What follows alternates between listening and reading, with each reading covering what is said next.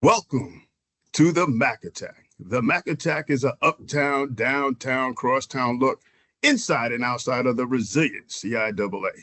I am Clyde Doughty Jr., aka Cool Mac, the VPAD of Bowie State University, the first HBCU in the state of Maryland. I am joined by the ever-present one, the commissioner of the resilient CIAA, Jacqie, J. Mac McWilliams Parker. J. Mac, who do we got on the show today? Good to see you, Cool Mac. I mean, this is our third season, our third episode, our first one in the new year of 2025. And it couldn't be a better moment today as we're celebrating Martin Luther King Junior holiday to be celebrating what I'm calling the year of the woman, the year of the Black woman, as we celebrate 50 years of the women's basketball tournament. So we have two amazing guests here today. I know them personally. They're my sister friends. I got to play with Jacqie Walker at Hampton University. I was just a freshman, and when I'm with her, I still feel like I'm supposed to be listening to her. And then my other beautiful sister that I watched coach, but I didn't get to see her play, but I knew she was a force on Virginia Union University's team, Barvenia Wooten. We don't have our third championship team, so we've had three women's national championship teams in Division II HBCUs. That is historical all by itself, Clyde. And when we talk about the NCAA, we've talked about Cheney playing in that championship. They were Division II playing a Division I. Everyone knows about that, but I don't want anybody to forget that in the history of the NCAA, there's only three HBCU women's programs that have won.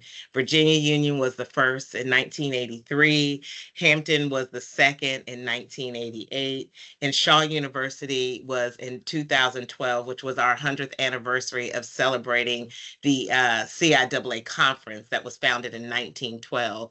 And so here we are, and I really would like, Clyde, for them to introduce themselves as well, because I can do justice, but I want to hear their voices. But we have Jacqie Walker from Hampton University, the 1988 team, and Miss Barvenia Wooten from the 1983 team at Virginia Union University. So I'm going to hand it to the first team that won and let Miss Wooten talk about herself, but even her team, if we can do that.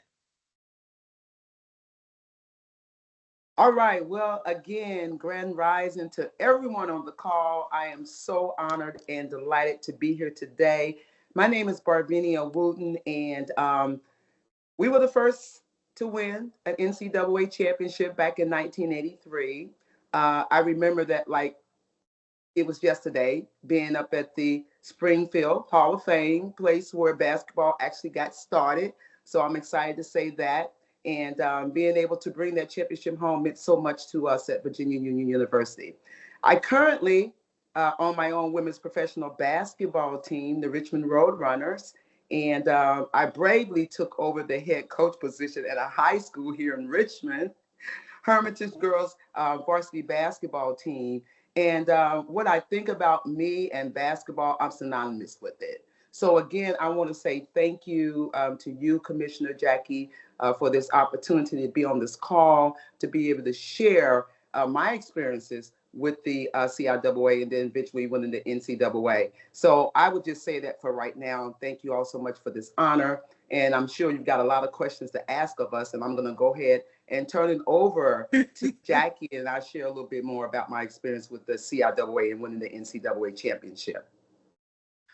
Oh my goodness, how do I follow all of that?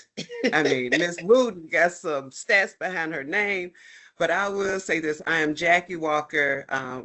Yes, we won the national championship in 1988. It was probably the best moment in college basketball for me. It was more of just obtaining a scholarship. You know, back then we just played to get a scholarship to go to school. And thank God, Coach Sweat came out and saw me play. Look, didn't apply at any colleges. We're just playing basketball. And it was just the fun of the game. So attending Hampton, winning the national championship, never thought that that was something really on the radar. We just played and we had fun doing it. So again, it's an honor to even be on this call with the commissioner and with Ms. Wooten, just to talk about the history of women's basketball and what it had to offer us as young Black women during that time. So thank you for having me, and looking forward to this conversation. That's awesome. So Clyde, this is who we have today. We got ballers. And very special ballers, I must say, too. And, Barvenia, being at Virginia Union, that's a sacred hollow ground of the founding of Virginia Union. So before we get to the championship, tell us a little bit about recruitment, how you got there, and why you chose Virginia Union to be, your next journey in your career. Well, thank you, Clyde. I am so honored to be able to share my story. And actually, I've shared that whole story in my book. I'm also a published author, one of the 2 books that I've written. But let me tell you, coming out of I consider the projects and a little bit of the suburbs from Cincinnati, Ohio, I was recruited by the late Tricky Tom Harris, which I always play homage to him. He had a vision for women's sports at Virginia Union University, and I'm so proud that I was a part of that. So what happened was Tricky Tom Harris and my coach, Red, flew up to Cincinnati, Ohio to our state championship game and came up there to watch me play. And I recall saying, where is Virginia Union? Who is Virginia Union? I'm from the Midwest, didn't know a lot about the HBCUs at that time, other than I will mention Central State and Tennessee State, who I really wanted to go because of the late Wilma Rudolph. And my mom was originally from Clarksville, Tennessee.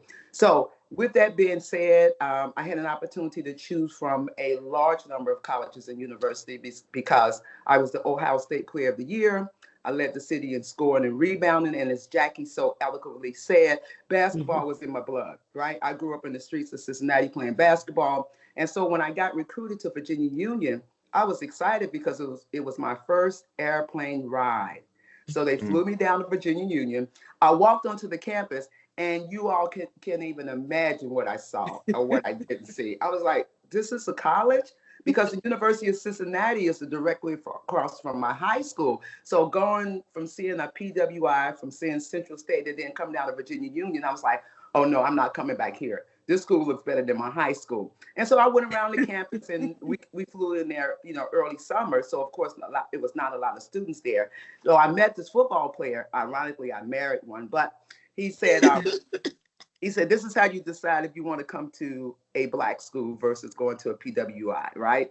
So he says, if you want to be with your people, you come here to Virginia Union. If you don't, you go there. And at that time, and I still feel like I am this little Black militant girl that's always out here trying to help and save my own, I was like, I'm going to come on down to Virginia Union. So when I stepped my first foot on the campus of Virginia Union, and I got a chance to meet the football players and got a chance to meet all of the student athletes, I was overwhelmed. The chemistry, the camaraderie, the students were all excited. And then mind you, the Greeks were there. Didn't know too much about the Greeks, but I was like, wow, this is going to be a great experience. So stepping onto those hollow grounds and dear old walls at Virginia Union will always be a lasting memory for me. Matter of fact, I'm going to share this little fun fact. Number one, I am an adjunct professor at Virginia Union now, right? So I teach courses there. So I'm back.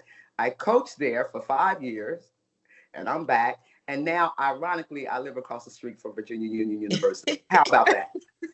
How about that? So my experience at Virginia Union is actually laid the foundation for who I am.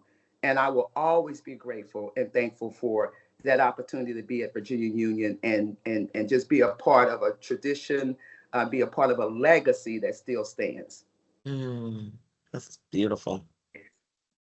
So Jacqie, tell us about your trip or how you got to Hampton U. Well, I'll say this. Hampton, again, just playing basketball. I'm from a family of 4 girls. And so we all had to compete on many levels. And my older sister played basketball. She went to Murray State.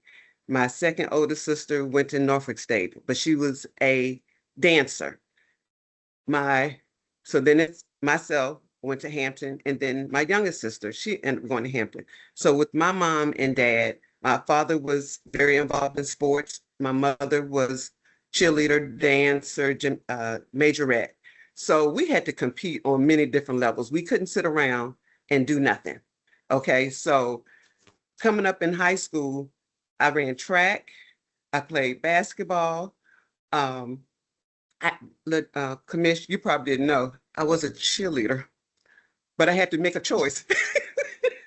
I had to choose between playing basketball and being a cheerleader. And I decided, I think my best option would probably be a basketball player because I was too tall and I wanted to flip, but I couldn't flip. So, so my choices were limited. But playing basketball, like I said, it was in my blood and it was fun. I enjoyed playing. And I had to be competitive because I had to outplay my sisters. So I was saying before, I just played to be playing. I wasn't really playing for a scholarship. I wasn't playing to go to a particular school. I wasn't playing, for notoriety. It was just fun, and we played. So getting to Hampton was, like I said, to a game. Had no idea who he was, at the time. But the once I met Coach Sweat and taking that trip to Hampton, it was like, one, nothing I've seen before. Didn't have any other college visits. I was aware of Virginia State because that's right there in my backyard. But I was like, I didn't want to go to Virginia State because all of my schoolmates were talking about going to Virginia State. So I wanted to go somewhere different. Not too far, but close enough. And once I stepped on Hampton's campus, it was like it was everything. And to be there, to experience just the atmosphere, the like they said, home by the sea. I never really missed home being at Hampton because everybody was such a family atmosphere. So to be there, it was like, okay, I can do this. I don't have to run home every weekend. I'm not afraid to be here, and meeting other people because that's how it felt. So getting to Hampton was an awesome experience. And again, I enjoyed just the camaraderie of everyone and knowing that you felt welcome and you felt safe. I had the opportunity to play at Hampton and work at Virginia Union. So sometimes I think people think I'm an alum at Union just based on my time on that campus and coaching there. And I do have a love and affinity for both universities. Barvenia, I was probably the same when they asked me to come work there. I was like, Union? Like their gym is what? Like not like Hampton had the balling gym, but at least it was Absolutely. big, but when I got there, I do think there's that HBCU experience that you get of community that makes you feel a part of something and included in something really unique and special. My question for both of you is, you both played for men coaches. And we're seeing more women coaches that are involved in the game, hopefully sustaining. Some are leaving, but if you look at Division I and some of our top teams, just really proud to see some of our women of color coaches that are advancing. Dawn Staley, like it's a blessing to be what you can see, right? But back then, those opportunities were still limited. There was only a few. But what was the experience of playing for the coaches that you played for? I'll go with you, Jacqie, first. Okay.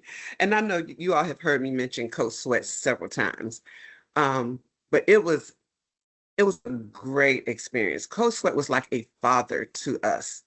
And for him to take us up under his wing and to impart in us what it means, one, to be family and to be dependent upon each other, not only in the game of basketball, but also off the court, was not only something I was accustomed to because, again, with four girls, we had to depend on each other, But to come into Hampton knowing that Coach Sweat was that type of coach, he expected a lot out of us, and he demanded a lot out of us, but he also embraced us as his own. And when you play for a coach like that, you go above and beyond trying to win for him and to be there to be your best self, because he made sure he got the best out of you. And even until this day, to know that Coach Sweat had that much impact, not just on me, but on the team as a whole. Going back to homecoming, we make sure we try to go see Coach Sweat when we go, because he had that type of impact on us. Yeah. So with his love of the game and his love to coach the game and to coach women, because we can be a handful, all these different personalities and, experiencing, the attitude. It's going to do what he managed that very well. And of course, with Miss Sweat, behind him, I'm sure she had to give him some pointers as well. But he was an excellent coach. And I thank God that I was able to play for a coach like that. Yeah. Me too, Jacqie. I was a freshman. I'm sorry. I was a freshman and I was a walk-on that team. And, he was also in the military. So, I grew up in the military family, but he was extremely kind and clear. He didn't yell like he was just an amazing coach to play for. Like, you wanted to work hard. Like, I was gonna make that team. I don't know what y'all thought, but I was gonna get on that team that year, and that's because I loved how he coached, and I loved the community of the team and players, and very different from everywhere. We had teammates who had babies, who were in the military, they seemed like grown women. I felt like I'm playing with grown women. It's the best ballers and team and players that I've ever played with in my entire life, my freshman year. So that's incredible. Clyde, you were going to say something there. Yeah, I didn't have the pleasure of meeting James Sweat, but I did have the pleasure of engaging with his wife, Laverne Sweat. And, after he left Hampton, they became a dynamic duo over at Norfolk. So there's a lot of history between the Sweats right there. Yeah. So that's a beautiful thing. Very beautiful thing. Yeah. Yeah. It is. Barvenia, how about you in playing for your coach? Well, I want to say also, I was very fond of Coach Sweat as well. And we knew about him and what he had done in terms of the women's sports at the HBCUs, and just getting out and playing HI at that time, right? Hampton Institution when I played versus Hampton University. And so I feel like playing at Virginia Union, as I've mentioned, my coach, the former legendary Tricky Tom Harris, and he got his name for a reason, because he was tricky. Yeah. And that's basically how he got me to Virginia Union. Because again, like I said, I was not coming back to that campus. But the one thing that sold me on Coach Tricky Tom Harris was that out of all the coaches that I had an opportunity to speak to, he cared about me as a person. Yeah. Right? Deeply. He wasn't recruiting me because of my athleticism and my ability to run up and down the court. He recruited me because he wanted to make me the person that I am today. So I will always be grateful and thankful for the impact that not only he left on me, but my family. Because what I didn't know later on, once I got to campus, that he had spoken to my mom. And he basically has persuaded my mom to tell me to come to Virginia Union. And he and my mom developed a very good rapport. I lost my mom about 4 years ago, but he developed a very good rapport with my mother. And so being at Virginia Union, like you said, Jacqie, the facilities, I remember the vans that we had to drive that would break down on the highway, getting up and down the road. A couple of times I even drove the van. That's how brave I was, driving the vans, helping us out. And as you all mentioned, Jacqie, some of the players that I played with, some grown women that were from the country, and they were coming from everywhere. And little did I know that the women's basketball program had started 3 years prior to my arrival. Yeah. And so when you think about the 50 years the program was in existence for 3 years before I got there. Yeah. And so playing against players from like Washington, D.C., Ren Turner, having to play against Eunice Johnson, who also, later coached us and helped us win the national title, and then being able to compete. And let me tell you, no matter how great I thought I was, how good of a ball player that I thought I was, I had to earn my stripes at Virginia. Right? Those women would knock you down on the floor like these women can't take it today. They would make you earn your right to be on that basketball court. They treated you like a freshman. They did. Come in, you're going to earn your right. And so being under Coach Tricky Tom Harris, he cared about us. He made sure we got there. And one of the things, the other pillar of a core value that I will always stick with is being on time, right? Being prompt. And Coach Tricky Tom Harris didn't play. And if you didn't go to class, you weren't going to play on the team. And so, good point. I saw several of my ball players get kicked out the gym. Go back home. You're not playing here. And I learned a valuable lesson. My homegirl and I, Lisa Smith, we were recruited to Virginia Union at the same time. And we got back to campus late during the holidays. And I remember walking to Barco. Man, he read us the riot act up and down. He said, take your butt home. And I'm looking at him like, I'm from Cincinnati, Ohio. I'm 500 miles away. I don't have any money. I can't go back home. So I remember having the conversation with him, and I came down there and I humbly said to him, you're right, Coach Harris, because what he did for the university, and not only coaching women's sports, but men's sports. So being under a male coach at that time, I was good. I had tough shoulders. I came from a family of 5. I had 3 brothers that I had to fight with and compete with as well. And so being under the leadership and guidance of Tricky Tom Harris, I will always be reminded of that. As you all so eloquently said about the leadership, being acting as a father. And unfortunately, I lost my father at a very young age. So Tricky Tom Harris became like a surrogate father for me. And I remember being at the tournament in Norfolk State when he suffered his heart attack. He fell to the floor. And I get a little emotional when I think about it. But I remember we were up by 1 point against Norfolk State because they became our Achilles heel. And we went back and they said, no, he's going to be okay. But they didn't tell us till later that he had passed on. So again, the legacy that he left at Virginia Union, the great women that he brought into the program, I will always be indebted to Virginia Union. So let's talk about, women's history within the CIAA as we go into this 50th year anniversary. Prior to that, as Barvenia, you just stated, basketball only started 3 years before you got to campus. And prior to that, women's basketball didn't even exist in the NCAA. You had to play and fight your way for your right to be on the court with men as equals. So ladies, talk to me a little bit about what that means as we go into this 50th anniversary and we're honoring all the years and the sacrifices that women have made to be at this point in history, especially in the CIAA. Jacqie, I'm gonna start with you. Clyde, I was thinking, look, I'm like, so there was 3 Jacqies on our team. I'm little Jack, so you need to call her the Big Jack. So I'm gonna say J Mac and Big Mac, okay? J Mac and Jay Walker. So we're gonna start with J Mac and we go down the line there. No, I will only say this as Jacqie and Barvenia talk through this.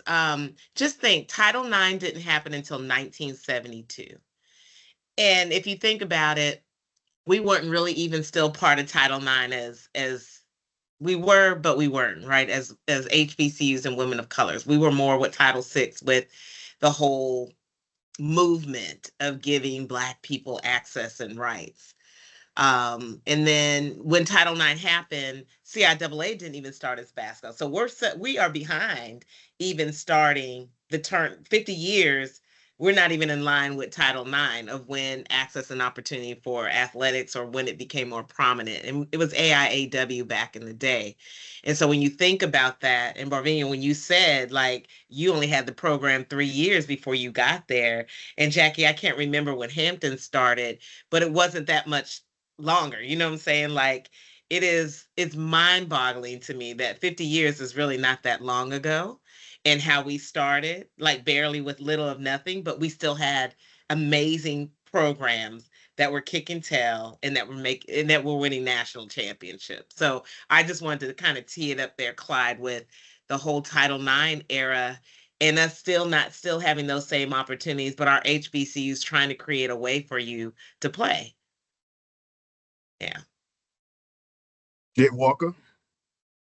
Can you go back to your question, please? Because I'm so in tune to what Jacqie Mack said. I kind of got off kilter to what the question was. I just wanted to find out from you ladies and now your feelings about where basketball has come for women. Like Jacqie has said, it started out the AIW. You weren't even allowed on the court for a long period of time. And then you ladies come into existence and you're doing a phenomenal job of representing women and basketball. So just talked about what this 50th anniversary for the CIAA means for you. I think when it comes to the 50th year of the CIAA, I think there's so much history and heritage that goes along with that. Like you said, how things have evolved to where women's sports is today. I believe that I think that the whole total body of the CIAA and women's sports has grown to a point where you can truly look back and appreciate how far it's come. Like I said, starting out, when we were playing, the access to a lot of what players have today, we didn't have back then. The level of competition is greater or more competitive now than it was back then. The young ladies have more of a focus of what's next, whereas we played for the moment. They can look forward to, going to the WNBA or going overseas to play. For us, it was more of, like I said, competing in the moment, winning the conference, competing for a national championship. And yes, they still have that, today as well. But I think as a whole, the CIAA has evolved with sports, I think. And I thank you, Commissioner McWilliams, for all the work that you're doing towards women's sports to make sure our voices is still being heard and the fight is still real. There's still a lot of things that we're constantly fighting for in the wave of women's sports. And the CIAA is, to me, is becoming the face of women's sports, especially for the HBCUs. And we continue to fight. I know Commissioner mentioned she, just came back from a conference fighting for us, and to have her at the helm of this fight is an honor. And yes, she was little Jack, when we were playing, but she constantly still just makes us very proud of the work that she's doing in the CIAA. So thank you, Commissioner. Thank you. And by the way, Jacqie, I looked it up. Hampton began playing basketball in 1975 on the women's level. You made the tournament in 1985, 86, 87, 88, 89, 91, and 94, and you won it. You beat the devil out of West Texas State, Jesus, 65-48. So that was pretty monumental right there in itself. Yeah. Miss Barvenia. Well, I want to echo what Jacqie said, Big Jacqie said about McWilliams, and one of the great things that she's done for the CIAA. And when we talk about women, I mean, look, she epitomizes what it means to be a strong Black woman in a large arena. And we're thinking about CIAA, for her to be able to take over such a large organization and continue to move it in the direction that she's moved in today. And I can tell you, just looking back on my experience and just seeing where we've come from as women, again, I didn't see all this unfolding. I was like you, Jacqie. I was just out there playing for the love of the game, and I understanding the impact that we have made as Black females in this particular industry or in conference. Think about it. During those times back in the 70s and 80s, we didn't have a lot of choices in terms of where we can go. And we really were not accepted at the PWIs only for our athleticism. It wasn't about education. And so I took pride, in many of my fellow student athletes, we took pride in being at a HBCU. And remember, think about it, the campus at Virginia Union, they were always wondering why we were winning. And we didn't have the resources, not even of some of the schools, the CIAA and or the PWI, but we had pride. We had a love for who we were. We were coming to school for a reason. And there was this camaraderie at the HBCUs. Like going to a homecoming now, you don't have to be, of that university. As soon as you step on the campus, you are a part of the family. And every time I would come to Virginia Union, or we would recruit to Virginia Union, everyone would leave with that feeling of family, that family, that togetherness, that unison. And so when we take a look at 50 years ago, like Jacqie said, I can't even imagine. I've been out of school for 45. I'm going like, oh, right. Like yesterday. And then if you take a look at what you talked about, what the CIAA meant. I remember being from the Midwest, we had to play in front of both, black and whites, and especially at the Ohio State University, right? When I stepped foot at Norfolk State, my first game, I'm telling you, I was so nervous. I was overwhelmed. I had never seen a large sea of black people assembled together. One large arena, and these women and men, boy, they had it going on. They were tactfully dressed. They were walking with pride. They were walking with a sense of being. And I'm telling you, that sold me. I was like, oh no, I'm touched. I'm really committed to helping move our HBCUs in the directions that they've been moving in. And to your point, Jacqie, about the AIAW. Remember, we had to play the PWIs. I played them up until my sophomore year. And my junior year is when the NCAA took over. We beat teams like the University of Virginia. I remember we beat George Mason, and because we had to play those schools. And at that time, I felt like there was a movement of us coming back to our own school, whereas nothing taken away from the student athletes today, but majority of them are running to the other side because of the resources. And now with the NIL, the name, image, and likeness, that's another challenge that I'm sure the commissioner has to fight through in all of these schools in the CIAA, these HBCUs, because they're going for, other reasons other than coming back and building our own. So, just winning 2 CIAAs, and let me say that I remember on record, and we got to get this corrected, Commissioner, because we actually won it back to back. So I'm going to send you the document. I was looking at the record, and it looked like the year you guys won the national championship was a year that you didn't win the conference championship. There you go. And we played Norfolk State the 3 years, my sophomore, my junior, my senior year, and we beat them twice. 81 and 82. And then we lost to them by 1 point in 1983. And we went on, and I remember my teammate and I, Maria Nicholson and Vita Williams, we was talking about, y'all can have the CIAA because we're going to go get the NCAA. And we were just talking. And, we eventually went on to win the 1983 championship.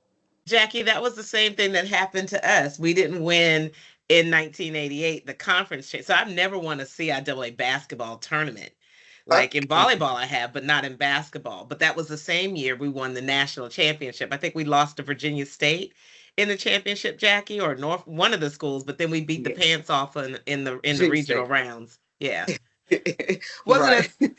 that fun? Just that trajectory as we moved and we moved and we moved. And before we know it, there we are standing on the floor in Springfield, Mass. Winning this championship. And I remember too, another fun fact, UDC's men had won it the year before, right? And they faltered and they lost that year in 1983. And then Virginia Union's women, we actually should have 3, right? Because we were runner-ups in 1984. And then when Ann took over the program from me, we were runner-ups in, don't give me that year, 2000, I'm going to say, I left there at 15. I think she did it her second year. So that would have been 17. Because I went to that. You remember to that? So I was like, well, we got 2 runner-ups as well to the NCAA. It's pretty powerful. That's pretty powerful. Clyde, here's another, just think of this. Shaw University, Virginia Union University, and Hampton HIU at the time, are 3 of the 5 founding members of our conference. And isn't that something? And so for all 3 of these programs to win national championships for their women's program is pretty profound. Like, those are the history things that we should never forget. Our 3 of the 5 founding members, because Howard and Lincoln are the other 2, but 3 of the founding members won national championships, which is pretty cool. Very impressive. Very impressive. Yeah. Another fun fact I would say, and I was just thinking again, Jacqie, when we didn't when we won the national championship, Fargo, North Dakota, and then Barvenia, you guys played in Springfield. So not really a fun fact. Tell us what that experience was for your team. You have HBCUs going to predominantly white institutions or areas to play. And some of our players had never even been on a plane or had even been in the cold weather. And I remember, I was from Colorado, so it was nothing for me. But I remember flying over North Dakota and we saw cows and snow and some of our players were like, oh my gosh, like, what is this? I know for us going to Fargo, North Dakota, one, like you said, Jacqie, it was cold. It was a blistering cold state, and to be there, they just to embrace that experience. For us to get there, cold weather, what is it? Only 15 of us there as a team, including the coaches and the players. We didn't have any fans. It was just us. So we had to cheer for ourselves against a crowd of many, let's say that. And that was a fight in itself because, of course, it's majority Black. We didn't have, like I said, any other support there. But to fight through that experience, we found that when I say we truly had to depend on ourselves for everything, from getting up to practice. I mean, it was just us. And it felt like we was in a foreign land. We didn't know anybody, none of that. So the experience itself was a humbling experience, because normally when we go somewhere and play, we have somebody there, rooting for us, but to have no one. And when we got to the championship, ironically, the teams that were cheering against us were cheering for us. So that we was like, oh, we do have a couple of fans now. We have someone that want us to win. And I know for me, I didn't even get to play in the championship game because I ended up breaking my collarbone in the semifinals. So I'm still coaching from the bench, trying to ensure to keep my girls uplifted. We got this. We're going to fight through it. And one thing about it, and Coach often said, just because one player goes down doesn't mean the team goes down. And we continue to play hard, and to actually win the national championship, it was something to appreciate, and to know in that moment. You didn't really know the impact, but to know after the fact that we made history. For Hampton University to fly across the country to win a national championship, it was like we did it. Yeah. And to come behind Virginia Union to also make that staple in the history of the CIAA and women's basketball, that's when we knew we accomplished something great. Mm-hmm. Mm-hmm. So it was a great and humbling experience. Yeah. Hey, Miss Barvenia, you're Wow. coaching women's basketball now. What do you think? And you're looking at, you mentioned the NIL. We talk about the portal, things that as an athletic director we deal with, Jacqie's dealing with on a very large scale. What's the state of women's basketball right now, and how, does the current student athlete look? You talk about that rich history, and it just fills my heart to talk about what you ladies went through to persevere. What's the mindset of this current student athlete? And I don't see some of them as an athletic director. I don't see that have the same historical perspective that you ladies have, because you fought a good fight. What do you feel the current state of women's basketball is, and where are we going with it? Well, before I answer that question, I just want to echo what Jacqie said about, having to fight through all those struggles. Like, we were built for that. Let me just tell you, we were built to persevere. And you brought up that word perseverance, and that's what I was thinking about as Jacqie was sharing. You had to persevere no matter what the circumstances look like. I'm from the Midwest, Jacqie, so I was used to so I can let you know that right now. And I still think the story has not been really told correctly, but I was told that we didn't fly my year because there were a couple players on my team that could not fly. So we actually had to take a charter bus to Springfield, Mass, to play in the tournament, and stepping on that floor with Jimmy V and what's his name? I'm trying to think of the commentator, but it'll come to me.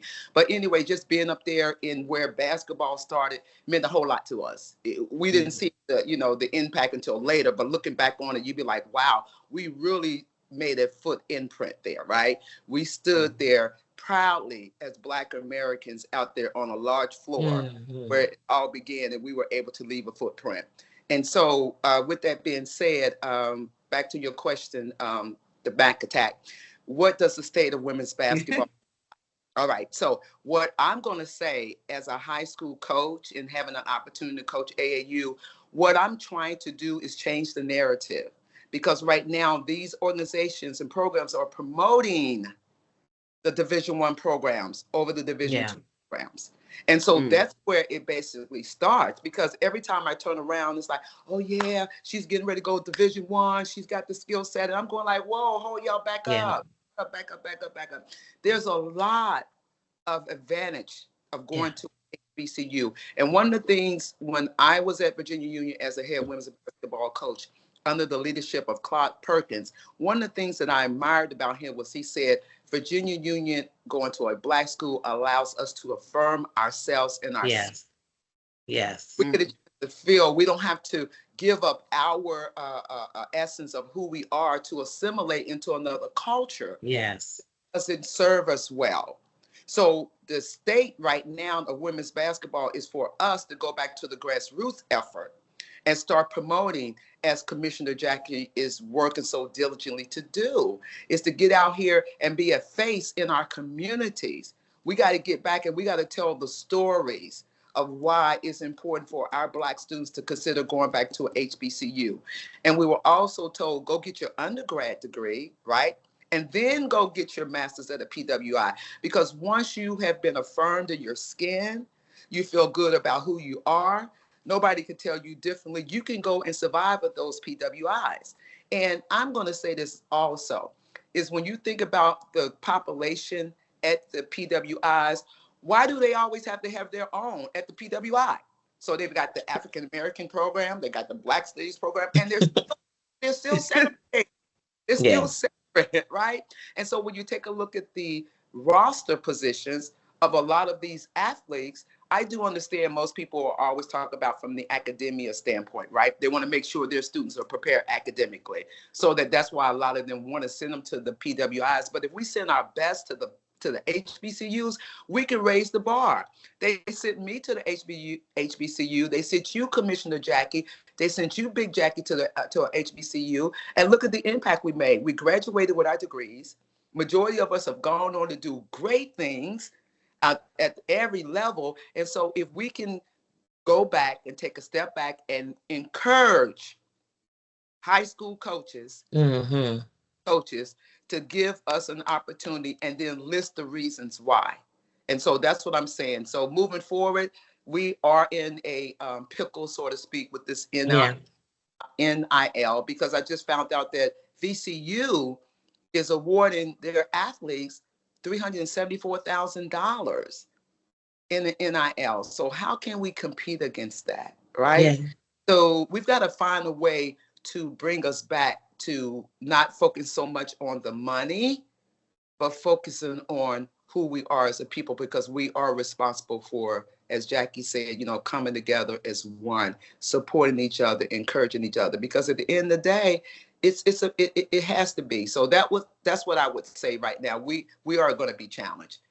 I don't know how we do it as far as the money, because we don't have the alums giving back large pools of money.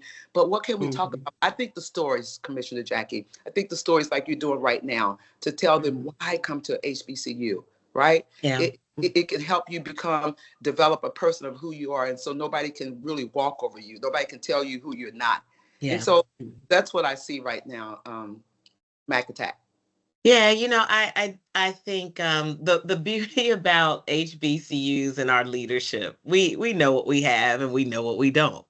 And we know where we can compete and we know where we don't want to compete. And the one thing, Clyde, we both know in this space now with NIL, although we want our students, we've always wanted our students to be able to carry their name and their brand the way that they can and market themselves. Because as people, we've always been creative before they even made that rule, and to give our kids the access to do it. But what I'm very clear of is that our students coming to our HBCUs, we want them to graduate. We want them to be affirmed. We want them to be a better person. And if you don't want that, then it's not the place for you. We're not going to have all the dollars and the revenue to do, but we do have dollars and revenue to promote you and to give you the championship experience and to give you access to NCAA championships, whether you're Division I, Division II, and Division III. And I will tell any parent, any student, white, black, or yellow, make an HBCU in your top 5 or your top 10 of a selection, because you might miss out on an opportunity. You don't even know what it is because you're following and chasing dreams that may not just be for you. And so I agree. We have to stay grounded on who we are and what we're really able to provide, but still give our students an opportunity to have access to those things that are available to them. It just may look different. It may feel different, but that's okay, because we're a different type of higher education that gives us access and opportunity. Without Hampton University, it's the only institution I wanted to apply to. My parents paid for my first year. I walked on. And it's the Coach Sweat and the teammates that that pushed me to work extremely hard to make my way and to get on that floor. Like, and you're right, Barvenia, like, you gonna fight. You're not gonna just come in here and take my place, Karen Drury. I remember they'll knock you over, scratch your eyes out. But when you get it, they celebrate you. And I think that's the piece in our community that we can't lose sight, that we might be competing for the same spaces, but we should be supporting and cheering each other on when one gets it and the other doesn't. And I think that's why our CIAA family and teams have been so close. I remember going to tournaments, and still this day that our teams are talking. We're friends, right? The Virginia State, I couldn't stand playing them. Cammie Brown, they drove me crazy. But when you see them, Tara Owens is at not Tara Owens, Tara's at University of Maryland Eastern Shore, like a baller, like, and we love each other. We saw each other just in passing, high five, like, that's CIAA, that's our HBCUs. And you're right, I don't think we can lose sight of the grounding, because Clyde, we know just from coming from this week from National Convention, we'll always have to fight for space. And honestly, when you all were playing in the national championship, I remember our coaches, even after you left and I was playing, waiting to see if we could even get in that bracket. As good as we were still waiting. And when they placed us, we had to play like 20 games to get to the national championship, right? And we beat every team, Jacqie, by 20 and 30 points. But you had us at number 7 or 8 or 10. Like, Clyde, that is why we cannot let the organization, or we have to have voice, because I know how these women had to play. I know how our men have had to play in these national championships, because we weren't supposed to be them in the first place.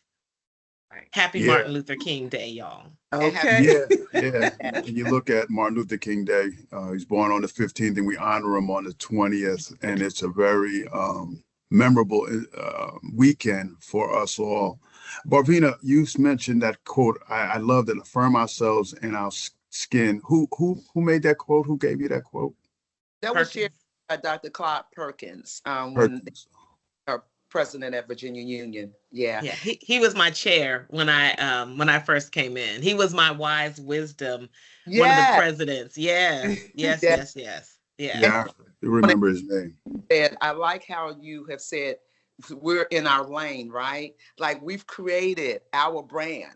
And whether or not you want to be a part of it or not, that's on you. I'm good. I'm good. And that's why, going back to the football player, I was just thinking, like he said, if you want to be with us, you know, come with the black folks. If you don't, go to the PWI. We're good. Yeah. Because we're going to always have that foundation in place. And regardless, all of our black students come to HBCUs and they leave better, regardless if they're not, because they're affirmed in their skin and they're in their own communities. To what Jacqie was saying earlier, I remember just being at Virginia Union, like I was in my own world, like nothing else mattered. We were protected, we were safe, we were loved. We didn't get all of the best, but what we got was love and support. Yeah. And that's different over money. And so I was just going to quickly say, you know, what profits a man to go and gain the whole world and to lose his soul? Yeah. You know, as Jacqie always said, we're living a legacy. As and I celebrate my 10th year at Bowie State University. This has really been enriching for me as an administrator to hear all these great stories. And you know, what I'm hearing is that we have to continue to tell our story, because if we don't tell it, it's not going to be told, because they're definitely not going to tell it the way you ladies can tell it and the way it really unfolded. So I really am very proud to be part of this process. And Jacqie mentioned coming out of the NCAA convention, we still sitting there fighting for access and inclusion and equality, words that are now vile to the PWIs. They don't want us to talk about this diversity, equity, and inclusion for some reason. And that's what the whole civil rights movement, what this whole country has been working towards for a long period of time, but now they want to eviscerate it. So yeah, we still have an uphill battle. No matter how far we think we've come, we still have a long way to go. Yeah, we do. Clyde, this has been a beautiful session or time on this Mac Attack to open up our year with our amazing, beautiful sisters that have made tremendous impact with their teammates and their institutions. You know, it's Jacqie, Barvenia. I know that you and your former teammates, you all have your connection, which is beautiful. We have all been accounted for. Every single person has been accounted for. Nobody has passed or died in our group. Our coaches are accounted for. We're in a group chat and we celebrate each other. And it has been a beautiful experience for me to be a part of a group of women who are very different, who come from different places, but have the respect and love of each other because of the game. And I'm just grateful that the game saved so many of our lives and gave us an opportunity to play and to get an education. I didn't know Hampton was Division 1, 2, or 3. I didn't care. I just wanted to be by the water, the home by the sea. And I think we all have those stories back in the day that we just wanted an opportunity to be loved and cared about. And as women of color, it's so important for us to be in a culture and climate that sees us and values us. And so I do believe Virginia Union and Hampton and Shaw have been places where our women have been able to succeed because people saw us and gave us an opportunity and gave us resources, the little bit of resources to love the game that we love so much. Yeah, beautifully said, Jacqie. And as we wrap up this segment, and I look behind you, go ahead. Who is that? Jacqie? No, I was just going to say I've truly enjoyed this time together as well, just to be able to, again, to reflect on where we were and where we are and how the CIAA is continually to grow, and to have the support of our amazing fans that continue to come out and show up I know I'm looking forward to the CIAA again this year. It feels like, and I know I keep saying it, but it just feels like family, a big family reunion every time we come out to see the old, our players, to reunite, to mix and mingle. It's just a beautiful affair, and I truly enjoy it. I remember my father used to go into the CIAA, growing up. So it's like, so this is what y'all was doing but ours is better now, but I'm just saying, Yeah. But I was to still be connected and knowing that our root, it's, we're still rooted in the CIAA. It's a great thing. Yeah. Special moment. Yes. So, but I was going to say, and thank you so much, Jacqie, little Jacqie and big Jacqie, for that. That this weekend, and I look at the jersey hanging behind Commissioner of the CIAA. We lost someone very special to the CIAA, and I want to make sure that we acknowledge Abraham Ham Mitchell for the work that he did to support all of the CIAA schools. It was such a proud moment for me to see him walking around, and he changed at the first half to wear colors of one school, and then in the second half he come out and wear the colors of the other school, and how proud he was and how he just got the crowds going. I think some of the people came to the CIAA to see him more so than the games themselves. That's how I think so too. It was like going to the football game waiting for the band, right? Waiting for the band, exactly. That's what Mr. CIAA. And then when he wasn't there for the last couple of years, and people, where is he? Where is he? And unfortunately, he had gone ill, but he left his mark on the CIAA, the legacy that we talk about. And I know, Jacqie, you were there at his service, and you were talking before we got on about the program. So tell us a little bit about that. Yeah, I'll do that, and then we can wrap up here. It's I told them that for so long we thought his first name was Mr. and his last name was CIAA. Like nobody knew who his name was. We never knew how old he was. I didn't know how old he was until they put out his information. He was 95. His last tournament he came to, he was 88, which is crazy. And he was still moving. We were trying to figure out, look, he's in the Hall of Fame.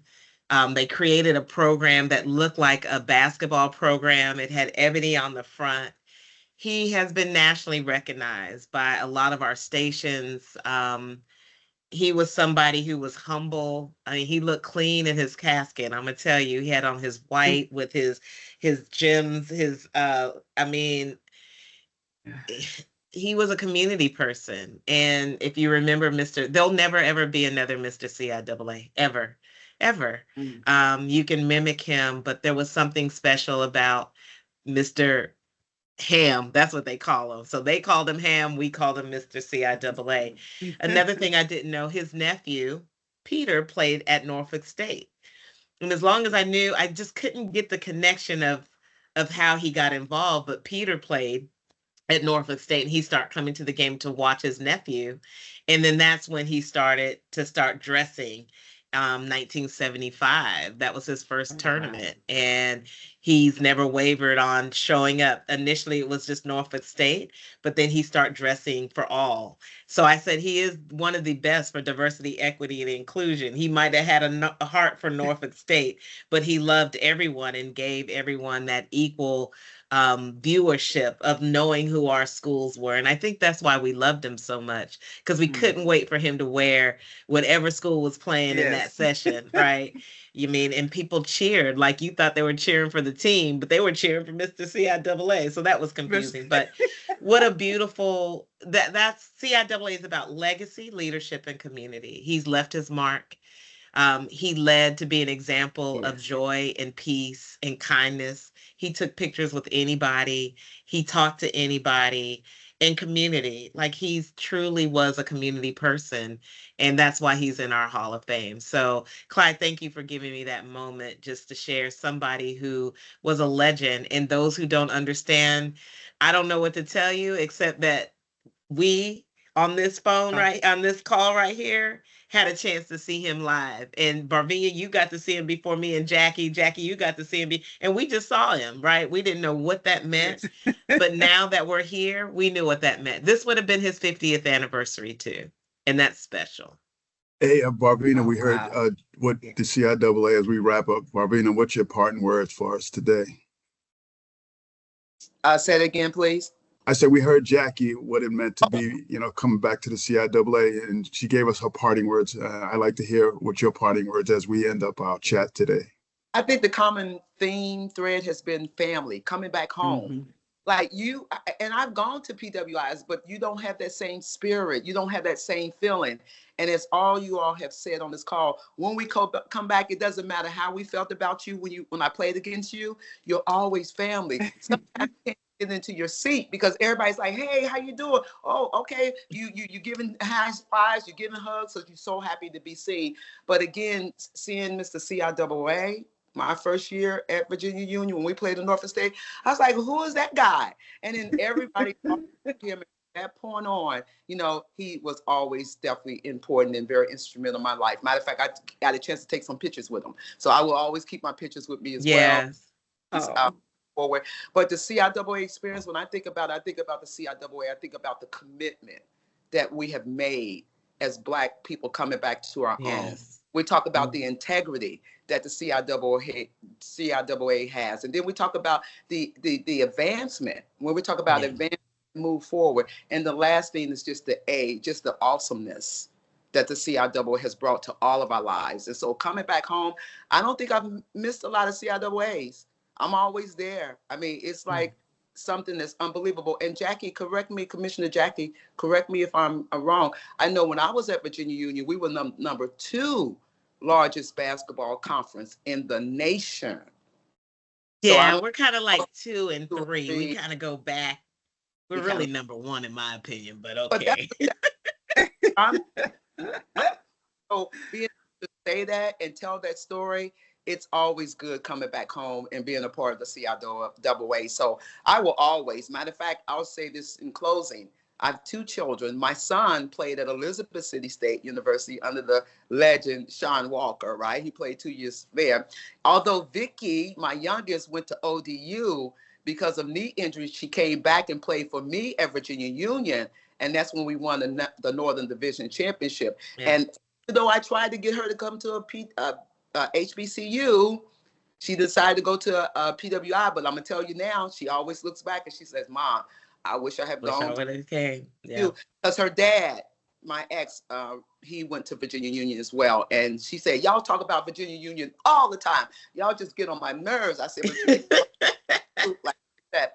And then as I close out, I would like to give tribute to my, as Jacqie said, we have a thread. We have a group text that we keep together, our national team, but we've lost 3 of our members. Yeah. Moving forward, we lost Karen Hurt, we lost Jacqie, Valerie Ellis, and then we lost Denise Kazee. But the rest of us, Maria Nicholson, Vita Williams, Paris McWhirter, all those ones, we still keep in contact with each other. So I'm blessed, I'm fortunate, and I'm humble to have been a part of this. Barvina, I'm going to highlight real quick before we get out of here. When you talk about the tournament and the economic impact we have, when I say that to PWI folks, they look at me because they don't see us in the same light as they see the Big Ten and the ACC tournament. It's on TV, the glit and glamour. But our economic impact, when I say the numbers, their eyes go, because it just lights up. It goes the importance and the significance that we have on society, as a whole, what we do. And that's very important. And lastly, Barvina, I'm going to get a plug. Tell us how we can get your book. Oh, okay. Well, you can actually DM me for a signed copy, or you can go to Amazon and get the copy. Up and Running, The Journey Continues. And about 5 of the 10 chapters are on Virginia Union University and the CIAA. Well, I'm going to buy my book and I'm going to bring it to the tournament. So you better bring there so you can sign my book. Always a handful because I'm always promoting and selling them. All right, so I'm going to buy some. And I think I might buy some for my ladies on the team because I think that would be very special for them. That would be. Barvenia, we'll probably have to talk about that. So awesome. Tournament, looking forward to seeing you all. Do a call out to all of your former players and other players. We need as many women to pack that Saturday night, but the entire week. But Saturday, let's support our women's basketball team. It is going to be special and unique. Special things that we're doing for these student athletes, special program. So it's special. it's a special time. Ladies, I thank you. This has been extremely special. This is the Mac Attack. And don't call it a comeback because we're going to be here all the time. So you ladies take care, and I will see you the last week of February in Charm City. Take care. We'll be there. We'll be Thank there. you.